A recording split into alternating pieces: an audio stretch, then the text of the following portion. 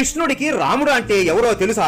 లేదా? ఒక రోజు కృష్ణుడు పడుకోకుండా అల్లరి చేస్తూ ఉంటాడు. అప్పుడు యశోదమ్మ, అరే కృష్ణ, ఇక పడుకోరా, సమయం అర్ధరాత్రి అవుతోంది, పడుకోరా నాయనా అని నిద్ర పుచ్చుతూ ఉంటుంది. అప్పుడు కృష్ణుడు, నిద్ర రావడం లేదు అమ్మా, ఒక కథ చెప్పు, వింటూ పడుకుంటాను అని అనగా, నీ కథలే ప్రతి పిల్లోడికి చెప్పి పడుకోబెడతారు, ఇప్పుడు నీకు నేను ఏం కథ చెప్పాలిరా అని ఆలోచిస్తూ కృష్ణుడిని పడుకోబెట్టి, పూర్వం ఇక్ష్వాక వంశంలో దశరథ మహారాజు ఉండేవారు, అతనికి 9 కుమారులు అని చెప్తుంటే ఊకొడుతూ వింటుంటాడు. పెద్ద కొడుకు రామచంద్ర ప్రభు ఎంతో గొప్ప ధర్మాత్ముడు. ఆ రాముడు తండ్రికి ఇచ్చిన మాట కోసం 14 సంవత్సరములు అరణ్యవాసానికి వెళ్ళాడు. శ్రీకృష్ణుడు మెల్లగా కళ్ళు మూస్తూ ఉంటాడు. అమ్మయ్య, వీడు పనుకున్నాడు అని యశోదమ్మ అనుకుంటుంది. వనవాసానికి వెళ్ళినప్పుడు దుర్మార్గుడైన రావణాసురుడు అపహరించాడు అని అనగానే ఒక్కసారి కృష్ణుడు నిద్ర నుండి లేచి గట్టిగా, ఓ లక్ష్మణ, ధనుస్సు పట్టుకుని రా, నా వెంట రా, ఎవరో సీతని తీసుకుని వెళుతున్నారు అని అరుస్తాడు. ఉలిక్కి పడిన యశోదాదేవి తల మీద ఒక మొటిక్కాయ వేస్తుంది. అప్పుడు కృష్ణుడు